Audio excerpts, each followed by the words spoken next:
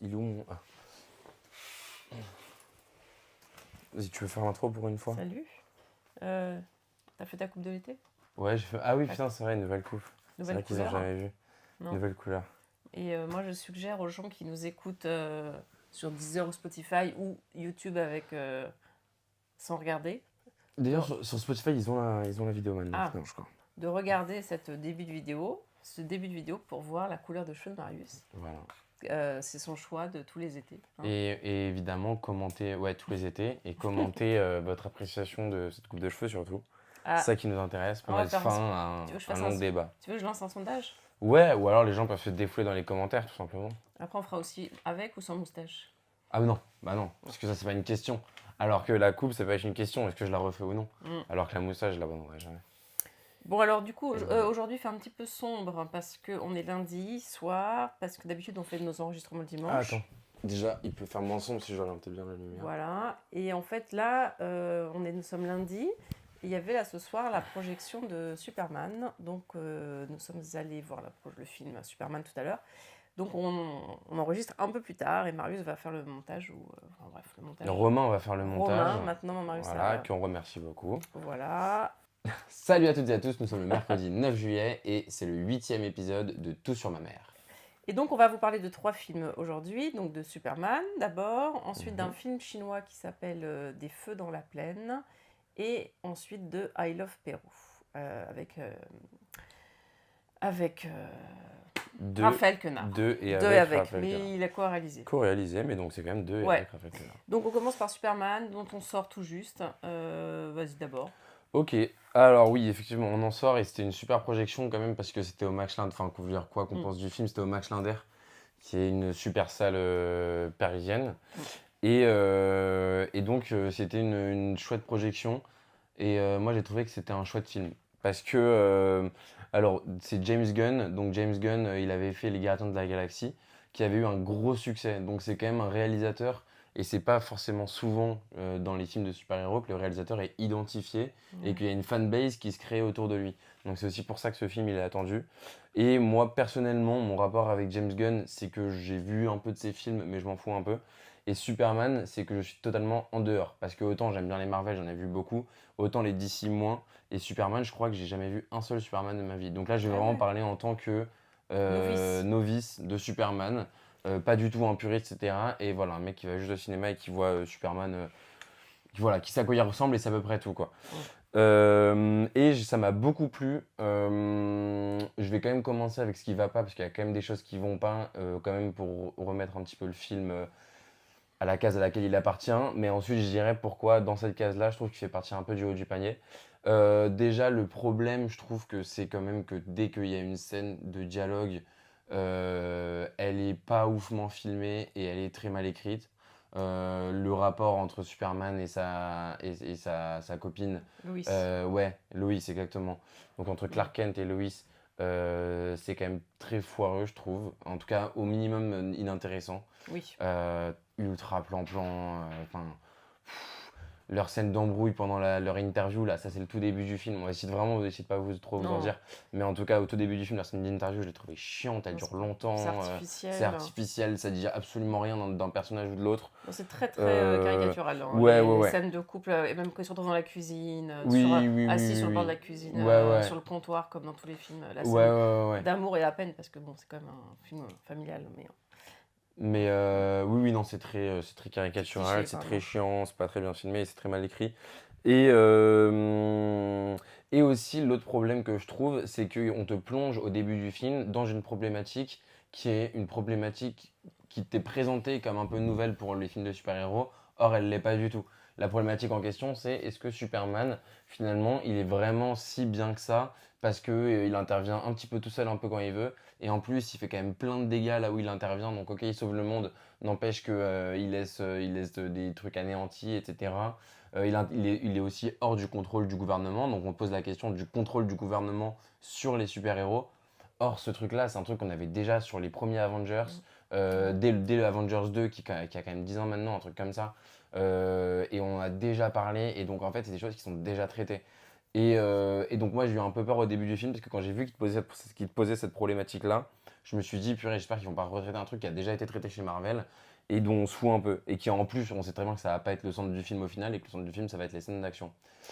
Voilà, donc ça quand même Des bémols. voilà, c'est des bémols. Maintenant, il y a tout un tas de trucs, comme un peu pour F1, où on attendait le film sur certaines choses et on est quand même servi. Donc à commencer, je trouve, par... Le euh, chien. non, pitié, putain.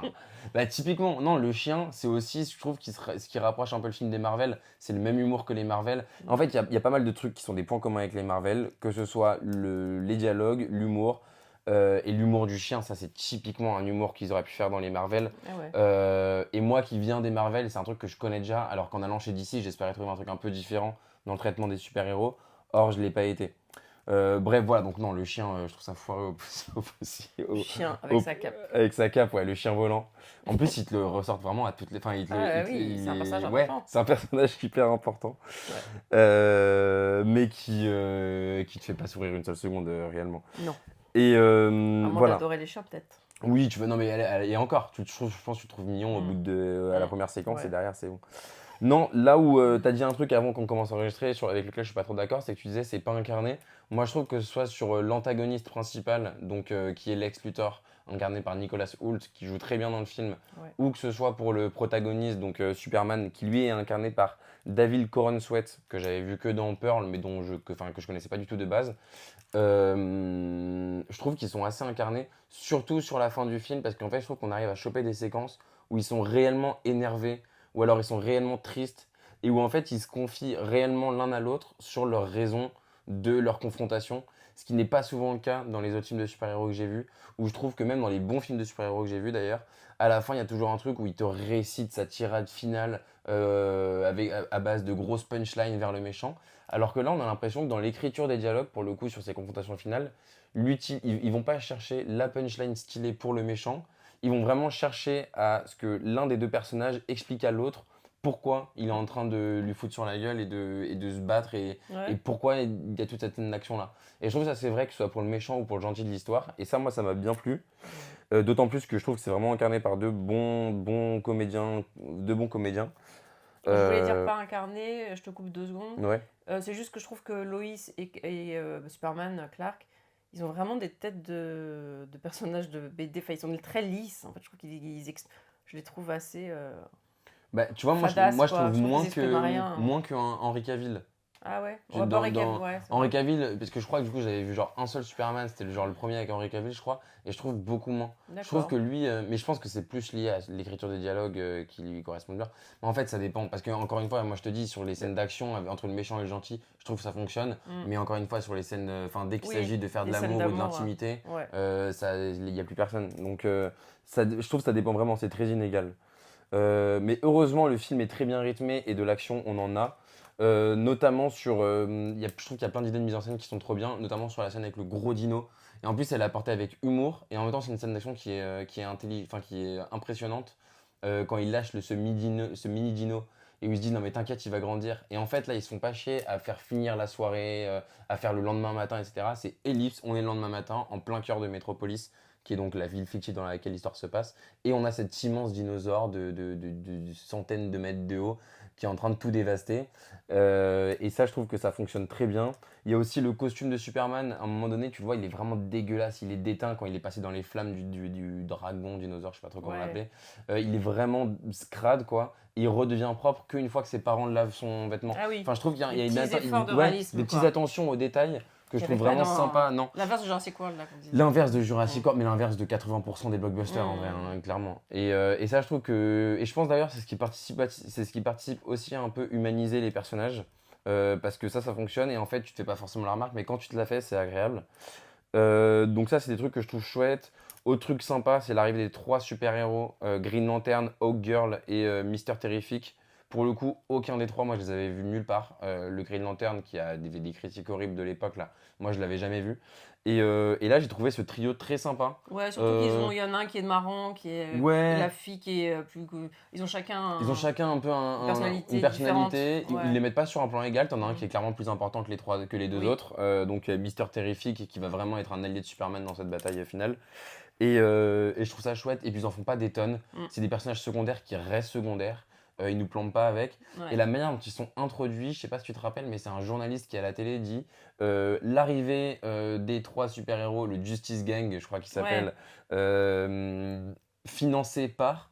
Et en fait, c'est là où tu te rends compte qu'il intègre vraiment les super-héros dans le monde réel. Dans le sens où c'est des super-héros, mais c'est aussi une entreprise. Ouais. Et on doit financer leurs armes, leurs tours, leurs bureaux, leurs technologies, etc. Il y a un côté politique dans ce film, j'ai trouvé. Moi. Et oui, il y a un côté politique et ça m'a vachement fait penser, je pense que tu l'as pas vu, mais à la série The Boys, dont le Non, je concept sais pas. repose sur ça. C'est qu'est-ce que ce serait des super-héros dans un monde vraiment réel, dans un monde Ouais. capitaliste et politiquement, Et les qu'est-ce que ça dangers donnerait que ça. Et les dangers évidemment que ça peut représenter. Et dans Ouais. The Boys, c'est exactement ça. Mhm. Et là, il y a un tout petit peu de ça. C'est pas Oui, il y a un début de ultra réflexion poussé, quand même, ouais. mais oui, exactement, il y a un début de réflexion Mhm. qui est assez sympathique à voir.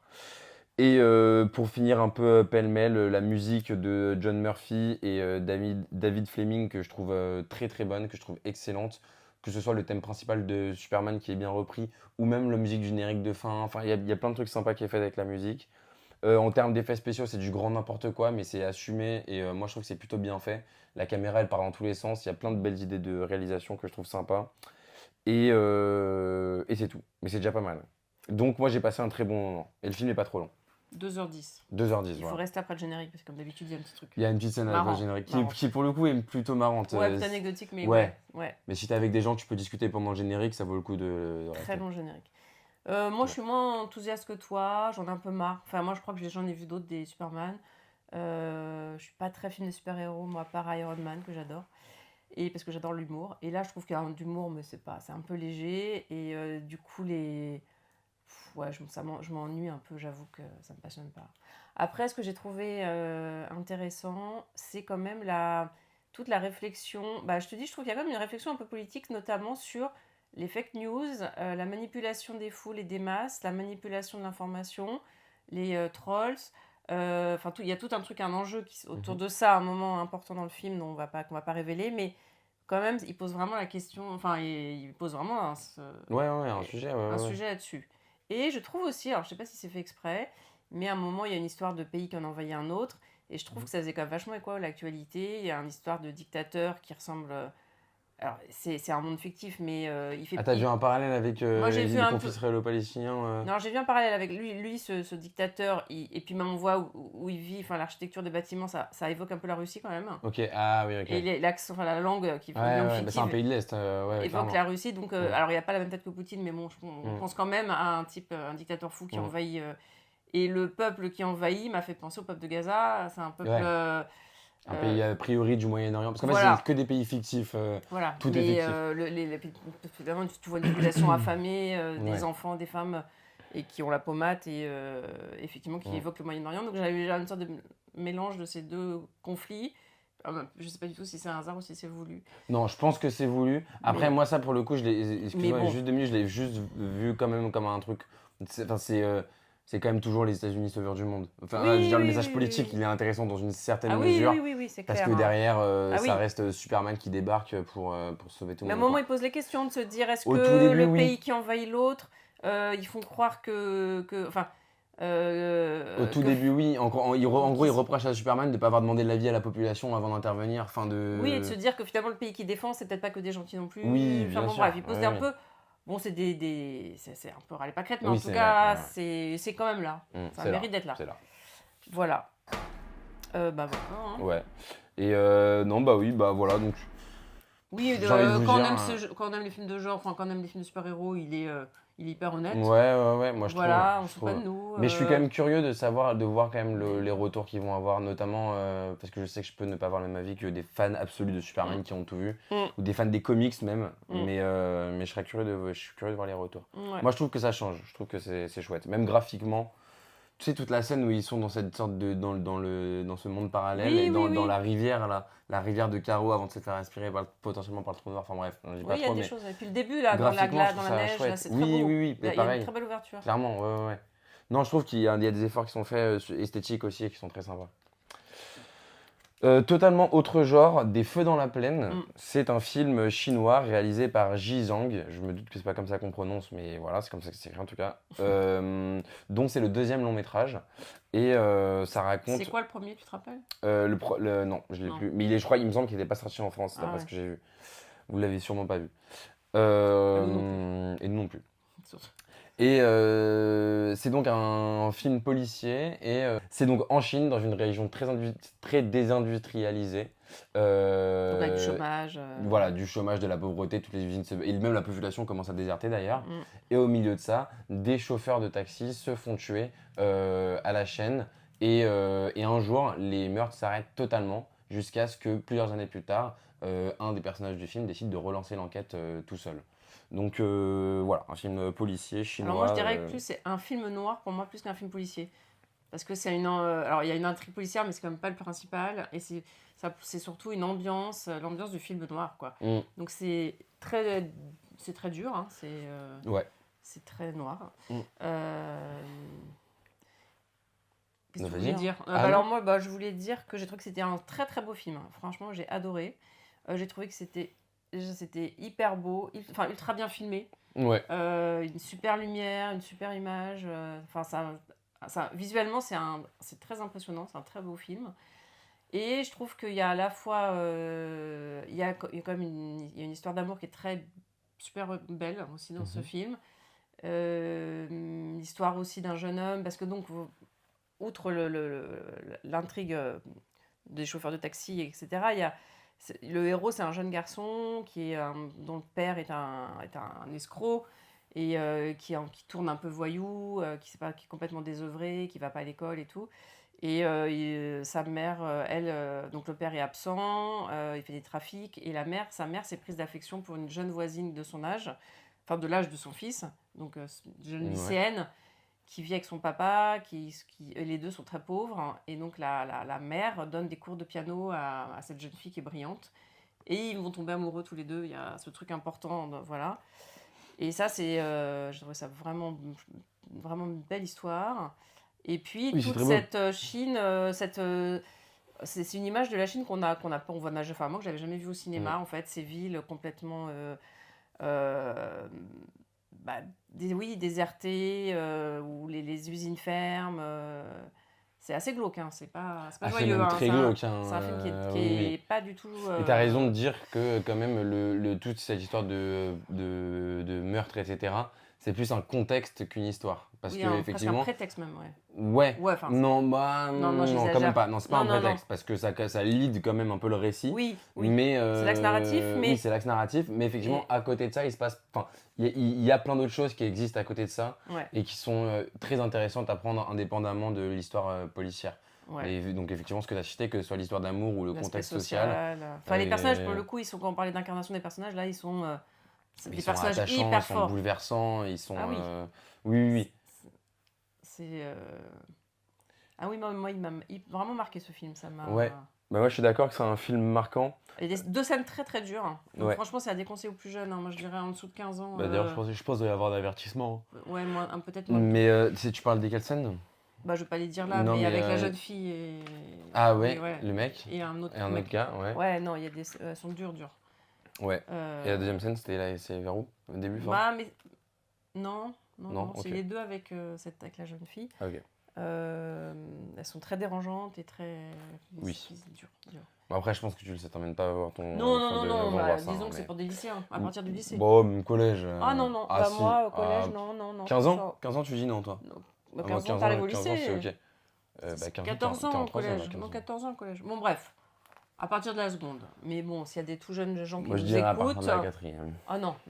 Mais non, puis même l'ambiance est pas. Bon, enfin juste bon. Bon, bref. De toute façon, il y a peu d'enfants de 5e qui sont intéressés par des feux dans la plaine et qui Oui. peuvent sûrement le voir. Donc, Mais on le conseille aux adultes et aux jeunes cinéphiles.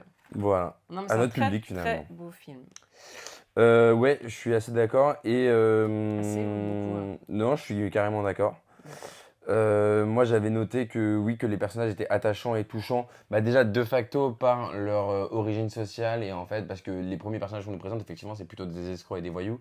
Mais en fait, quand tu vois où est-ce qu'ils vivent, comment est-ce qu'ils vivent, et surtout quelles sont leurs perspectives d'avenir, En fait, c'est des personnages qui directement que tu prends d'abord un petit peu en pitié et qui ensuite te sont sympathiques Ouais. et que tu as envie d'aimer et que tu as envie de protéger.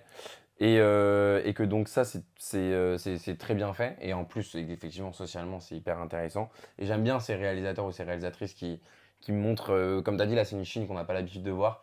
Et j'y pense, enfin, hier, par exemple, j'ai vu un film qui s'appelle Fish Tank d'Andrea Arnold, qui avait sorti un film Ah en ouais. début d'année qui s'appelait Bird. Et elle, en tout cas, moi, j'ai vu que Fish Tank et Bird de cette réalisatrice. Et elle, pareil, elle montre une Angleterre qu'on voit pas. C'est super, Fish Tank. Fish Je Tank, l'ai ouais, vu il y c'est a très bien, longtemps, hein. mais C'est très très bien. Et pareil, c'est très très dur. ouais. Mais voilà, il te montre toujours un aspect que tu vois pas. Et c'est très cool. Et sans que ça soit lourd et que ça soit démonstratif et pédagogique et tout, quoi. Ouais, oui, oui, oui, oui. Enfin, c'est... Ouais, ouais, ouais. Bah, t'as toujours autre chose à voir, mais en tout cas, il place son histoire là-dedans. Mm. Et il y a aussi le rapport à la police quand même. Donc là, c'est un film chinois, mais je trouve que ça revient souvent de manière générale. Bah, alors moi, j'ai vu plus de films coréens parce que c'est quand même le cinéma asiatique qui est le plus répandu en Europe. Mm. Mais par exemple, j'avais noté The Chaser et Memories of Murder, qui sont deux films qui, à leur manière, soulignent soit l'incompétence de la police, soit leur mépris pour des affaires dès qu'elles concernent finalement, que ce soit des prostituées dans The Chaser ou là des chauffeurs de taxi pauvres d'une ville où de toute façon ils vont bientôt partir. Enfin, quand même un mépris social de la part des autorités dans le cas de certaines affaires. Ouais. Moi, je sais pas Euh, si on peut comparer la Corée et la Chine, hein. C'est pas les mêmes pays, c'est pas les non, mêmes rapports à la non, police, à l'autorité. Enfin, non, là je parle, non, hein. là, je parle cinématographiquement de ce qu'ils disent, de ce qui est dit de la police. Oui. C'est qu'il y a quand même un mépris. Enfin là, il y a 8 meurtres, Oui, 8 meurtres oui. où ils ferment l'enquête. Oui, ils sont tu un peu vois. ridiculisés, même les flics. Oui, Oui, ils sont oui. Puis ils ont pas les ridiculisés. moyens non plus. Ouais, On alors sent aussi que, souvent ils n'ont pas là, les moyens et puis on n'a pas envie de leur donner les moyens pour ça. Il y a aussi certaines affaires dans Ouais. lesquelles qui vont moins intéresser les flics. Et là, je dis ça, mais c'est aussi le cas forcément des États-Unis, de la France, etc. En tout cas, à une certaine époque, parce que là, ce film se passe en 1997, et à une certaine époque aussi, le sort de certaines catégories de population intéressait moins les autorités que d'autres. Donc ça, je trouve que c'est aussi un truc qui est dit dans le film et qui est Est-ce qu'on a intéressant. dit que ça se passe en 97, effectivement, mais qu'après, il y a une vraie coupure. Ouais, il y a une ellipse. Mais après, pour pas trop en dire du Non. film, moi je propose qu'on Non, en on parle dit pas rien. parce que c'est pas forcément. Non, pas besoin. Donc Donc voilà, en tout cas, ouais. super film. Donc c'est recommandé. C'est dur, mais c'est recommandé. Très.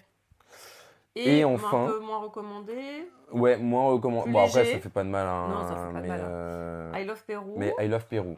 Donc c'est un film qui est co-réalisé par Raphaël Quenard et Hugo David, qui est un grand ami de Raphaël Quenard, et qui est visiblement Tu l'as vu toi ou pas déjà? Ben, on l'a vu Ah, on ensemble. l'a vu ensemble, c'est vrai. Et qui est donc le réalisateur aussi des making-of, ou du making-of en tout cas, du film qui a vraiment fait exploser Raphaël Quenard, qui était Chien de la casse. Et donc voilà, ils réalisent ça ensemble et c'est une sorte de docu-fiction. En tout cas, ça mêle de la fiction à du documentaire. Ça parle vraiment de Raphaël Quenard et ça brode autour toute une histoire. De son Mais ascension, quoi. Oui, de son ascension. rôle comme acteur. En fait, c'est ça. En fait, le truc, c'est qu'il y a plein d'événements dont on sait qu'ils ont été joués ou en tout cas qu'ils sont fictifs, mais qui reposent sur de vrais sentiments et de vraies choses qu'il a traversées. Et de vrais. Je pense que voilà, il voulait parler de sa vie d'acteur et de sa vie de jeune acteur et de sa vie de personne médiatisée. Comment tu gères le couple, etc. dans cette vie-là, comment tu gères les amitiés dans cette vie-là, etc. Et il le fait avec humour et un peu de fiction, donc il le romantise, quoi. Puis il met en scène des comédiens célèbres qui jouent. Ouais, voilà, qui jouent leur propre rôle et oui. mais qui du coup Oui. s'amusent à avoir un autre caractère que ce qu'ils ont vraiment, quoi, qui sont méprisants envers lui, Notamment, etc. il est en couple avec vraiment avec Anaïd Rosam. Et voilà, j'ai lu, après bon, là je vais en faire ma petite parenthèse de People, que Raphaël Quenard était vraiment en couple avec elle, ou alors c'est... Ok. Je sais pas, Je j'ai sais, cru aucune lire idée. ça. Moi, pour moi, il était célibataire. Ou alors c'est, oui, par rapport à ce film, j'en sais rien en fait. Bon, je vais pas dire une bêtise. Bon bref, dans le film là, il est en couple avec elle, et en même temps ça se passe pas bien, mais peut-être dans la vie, ils sont pas en couple, et peut-être dans la vie, ils sont en couple et ça se passe très bien.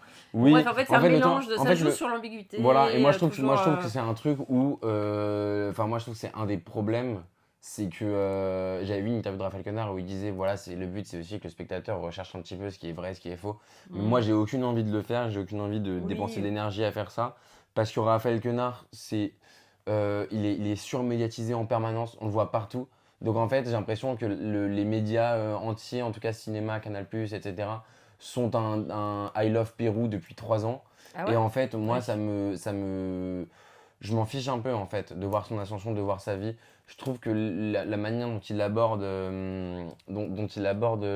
ce sujet-là, au-delà d'être un peu égocentrique, parce que voilà, il veut parler de lui et c'est assumé, en fait, elle est pas très intéressante, elle est un peu plan-plan. À part deux, trois très belles images du Pérou, ou en tout cas des montagnes, je sais pas où ça a été tourné, bon, probablement au Pérou, j'imagine, qui sont très belles. Il n'y a pas grand-chose à se mettre sous la dent. Moi, le film m'a rapidement ennuyé. Je savais qu'il durait 1 heure. Du coup, voilà, j'ai pris mes 1 heure. Ouais, 1 heure, Et 1h10, ouais. ouais, 1h10. Donc, j'ai pris ça. Et voilà, du coup, c'était pas un enfer. Mais quand j'ai vu la première demi-heure, j'étais content qu'il en reste qu'une demi-heure de plus, quoi. Parce que, effectivement, je trouve pas ça Moi non très plus, intéressant. ça m'a pas emballé non Euh, plus. Raphaël Quenard, et surtout j'ai envie de te dire, si le film était sorti 6 mois après l'ascension de Raphaël Quenard, peut-être qu'on aurait Oui, passé un oui, meilleur oui, moment. oui. Là, ça fait quand même 3 ans maintenant qu'on connaît le personnage. Mm, mm. Et là, en fait, I Love Pérou, c'est ça. C'est du Raphaël Quenard pendant 1h10. Donc, si vous adorez regarder Ah ces oui. interviews et que vous adorez ce mec-là, vous allez vous régaler. Mm. Si Oui, vous il fait en- idiot Raphaël Quenard. Oui. Voilà. Ça m'a l'air de parler. Et si vous avez un petit peu de mal avec que ce soit la personne, sa manière de jouer, etc., vous allez, n'y allez pas, ça sert à rien. Moi, je l'aime bien, il est plutôt Voilà. sympathique, cet acteur, et je trouve que c'est un bon comédien. Mais n'empêche que, en fait, je trouve ça un peu vain, un peu narcissique, Mais un oui. peu pas si drôle, bon, un peu déjanté, un peu. Enfin voilà, Bah en fait, moi, le truc, c'est que je vois ça sur YouTube Ça fait- un ouais, ça soir, fait pas de où mal, j'ai pas quoi, grand chose mais- à regarder, why not? Mais bon, me Oui, déplacer oui. au cinéma, me payer une Mm. place pour aller voir ça, moi, je trouve ça un peu limite comme démarche quand même. Oui. Non, moi non plus. Puis il reste pas grand-chose. Non, il reste vraiment Il rien. reste pas grand-chose. Euh, C'est hyper léger, c'est ouais. hyper. La moitié, c'est pris par une histoire d'amour en plus, où il développe pas tant que ça ce qu'il est en train de ressentir, donc bon. Bon, bref, Ouais. pas emballé. Donc Pas emballé. Superman, si on a envie, si on aime les films de super-héros et que toi tu trouves qu'il Mm. est. Bah, de toute façon, je pense de fait, Voilà. tous les fans de super-héros vont aller le voir, parce qu'en plus, c'est James Gunn, etc. Et je pense que c'est intéressant, et même si vous ne l'aimez pas, je trouve que c'est une proposition intéressante en tout cas. Oui. Et plus difficile, mais super. Des feux dans la plaine. Les feux dans la plaine, vraiment Voilà. un film génial. Exactement. Moi, je trouve, ouais. Surtout si vous voulez voir voilà, un film qui vient d'un autre pays et qui parle vraiment d'un autre pays de manière intéressante, c'est. Non, puis c'est un vrai film de cinéaste, c'est un vrai. Oui, bien sûr. Ouais. C'est pas juste pour l'exotisme. Non, c'est pas pour l'exotisme, mais je parle. J'aime Oui, bien une aussi. curiosité.